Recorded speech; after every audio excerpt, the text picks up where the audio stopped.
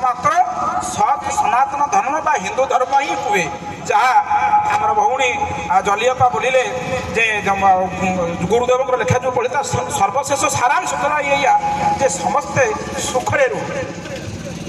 आज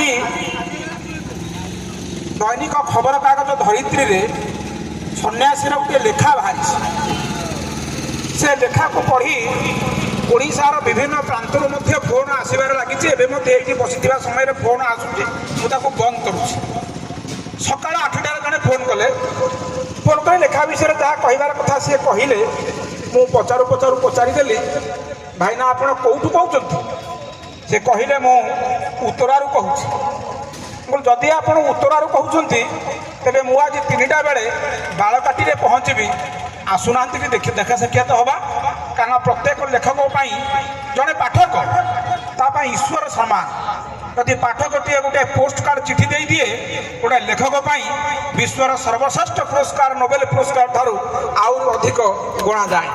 तेबे मोर अनुरोध रक्षा करी से भाई जनक आसी पहुँचती से जड़े अवसर प्राप्त पोस्ट अधिकारी पोस्टाल अधिकारी जाति रे ब्राह्मण ना तांकर केशव दास आज आम मान गहन आम मान अनुष्ठान पदार्पण सी कर तेणु देवगुरु आश्रम बालकटी शाखा तरफ मुझे धन्यवाद कृतज्ञता ज्ञापन करुँची आपणकर सदैव उपस्थिति निमंते। एबे गीतटीए पर पुणी कथाटीए आउ अनुभूतिर कथाटीए ताकू बखाणी बसबे आम अक्षय भाई। अक्षय भाई कौटी अच्छा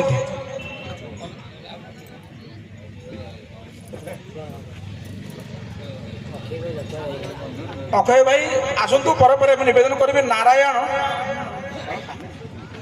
नारायण भाई की निवेदन कर अनुभूतिर कथा वर्णना करेंगे तापर मत जब शुणी पार्टी अक्षय भाई कौटी अच्छा आसतु स्थल को आसतु तापर आप कहे बर्तमान कहे नारायण भाई।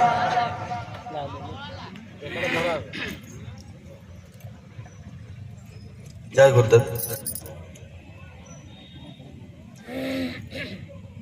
गुरुदेव कथा कहले बहुत किसी अंगे लिभे हुए कि कथार कही हुए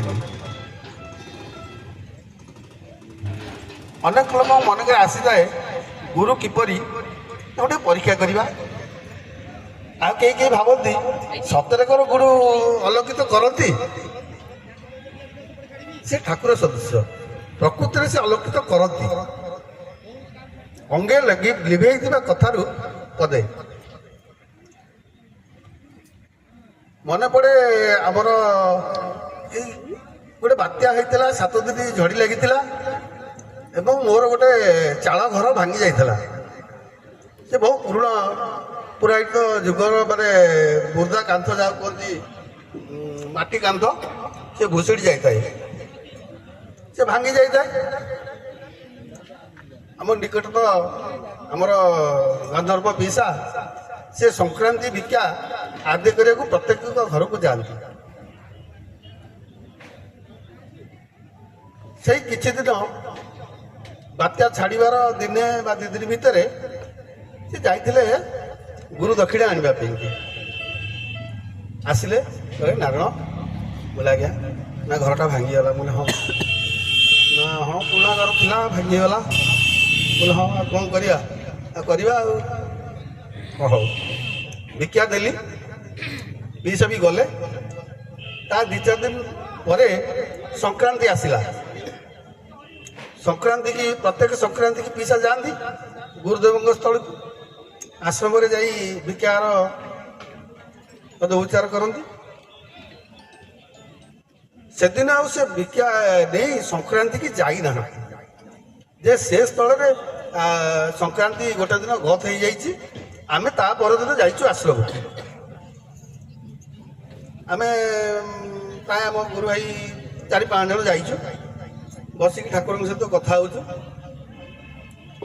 समस्त कथा पढ़ी सारा मुझे पचरे थाए मुझे ठाकुर को दूरे रुहे पचरे रुहे सतरे कौन जानीदे सतरे कौन कहीदे ये मन में बहुत किसी मोर उंकी मारे ठाकुर तो सी सब जानती अंतर्जामी सी कहले नारायण ବୋଲେ ଆଜ୍ଞା ନା ବାପା ଆସିଛନ୍ତି? ମୁଁ କହିଲି ନାହିଁ ଆଜ୍ଞା ମୁଁ ଆସିଛି। ନା ହଁ ହଁ। ସେ କଥା ଛଡ଼ାରେ ବହୁତ କିଛି କହିଦିଅନ୍ତି। ସେମିତି ହସି ହସି କଲେ ଆରେ ହଁ ହଁ ହଁ ଘର ଭାଙ୍ଗି ଯାଇଛି ନା ହେଇଯିବ ଆଉ। ଆଜ୍ଞା ବିଶ୍ୱାସ କରିବେନି ରୁମ ଟାଙ୍କୁରି ଉଠୁଛି। ମୁଁ ହଠାତ୍ ପଛକୁ ବୁଲିକି ଚାହିଁଲି, ପିଇସା ବୋଧେ ଆସିଥିଲେ ସଂକ୍ରାନ୍ତି କି ପିଇସା କହିଦେଇଛନ୍ତି କି ବୋଧେ ଆଜି ଆସି ପହଞ୍ଚିଛନ୍ତି। ଯାହା ଭାବିକି ପଛକୁ ଓହ୍ଲେଇଲି, ପିଇସା ନାହାନ୍ତି। ପୁଣି ଠାକୁରଙ୍କ ଆଣିକି ନଜର କଲି।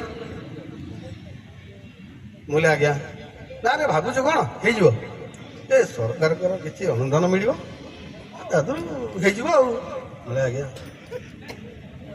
ତାପରେ ଏ ମନ ଭିତରେ ଏ ଭାବଟା ମୋର ଦୁଇ ଗୁଣି ତ ବଢ଼ି ବଢ଼ି ଚାଲିଲା। ସେଠୁ ସାକ୍ଷାତ କରି ଠାକୁରଙ୍କ ପାଖରୁ ଆସିଲା ପରେ ସାବିକି ଯାଇ ପଚାରିଲି। ମୁଁ କହିଲି ପିଇସା ଆସିଥିଲେ? ନା ନାଇଁ ତ ଆସିନାହାନ୍ତି। ନା କାହିଁ କ'ଣ ହେଲା କି? ମୁଁ ନାଇଁ ନାଇଁ ଆସିଥିବେ, ସଂକ୍ରାନ୍ତି ପୂଜା ତ ଆଦାୟ କରିଛନ୍ତି ଆସିଥିବେ। ନା ନାଇଁ ନାଇଁ ଆସିନାହାନ୍ତି। ମୁଁ ତାକୁ ବି ସେ କଥା କହିଲି, ମନେ ମନେ ଥାଏ। ଆଉ ଠାକୁର ତ ହସି ହସି ସବୁ କଥା ଏମିତି ଛଳେ ଛଳରେ କଥା କହିଦେବେ ଯେ ତା ଭିତରେ ବହୁତ ମର୍ମାନ୍ତ ମାନେ ଅଲୌକିକ ଜିନିଷ ଲୁଚିକି ଥାଏ। ତାକୁ ଧରିବା ହେଉଛି କଷ୍ଟକର। ଆଉ କ'ଣ କହିବି? ଆଉ ବାପାଙ୍କର ଅନୁଭୂତି ଯାହା, ବାପା ମୋତେ ଯାହା ଦେଇଛନ୍ତି, ପଦେ କହିଛନ୍ତି ତାପରେ ଠାକୁରଙ୍କୁ କୌଣସି ମାପକାଠିରେ ମାପା ଯାଏନି। ସେ ହେଉଛନ୍ତି ଅନ୍ତର୍ଯାମୀ। ସେ ସବୁ ଜିନିଷ ନ କହିବା ଆଗରୁ ଜାଣି ଦିଅନ୍ତି। ତେଣୁ ମୁଁ ସେ ଭୟରେ ମୁଁ ତାଙ୍କ ଆଗକୁ କେବେ ଯାଏନି। କାଳେ ସବୁ କଥା କହିଦେବେ, ସବୁ କଥା ଜାଣିଦେବେ। ମୁଁ ତ ବଦମାସି ମଝିରେ ମଝିରେ କରିଦିଏ। ଆଉ ସେତି ଭୟ ତ ମୋ ମନରେ ଥାଏ।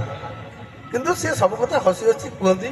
ମୋର ମଧ୍ୟ ଜାଣନ୍ତି ମୋର 5ଟା ଭଉଣୀ, ଆଉ ମୁଁ ବହୁତ ଦୁଃଖରେ ଅଛି। ସେ ବି ମୋତେ କିଛି କୁହନ୍ତିନି, କନ୍ଦିଆରେ ସବୁ ମୋର ହେଇଯିବ ଯା। ଆଉ କ'ଣ କହିବି? ଏତିକିରେ ମୋର ଅନୁଭୂତି ଠାକୁରଙ୍କୁ ସେଇଦିନଠୁ ମୋର ନମସ୍ୟ। ମୁଁ ତାଙ୍କୁ ବି କେଉଁଦିନ ସେ ଭାବରେ ଇଏ କରିନି। ବହୁ ଅଲୌକିତ ତାଙ୍କ ପାଖରେ ଶକ୍ତି ଅଛି। ଜୟ ଗୁରୁ ପ୍ରଣାମ।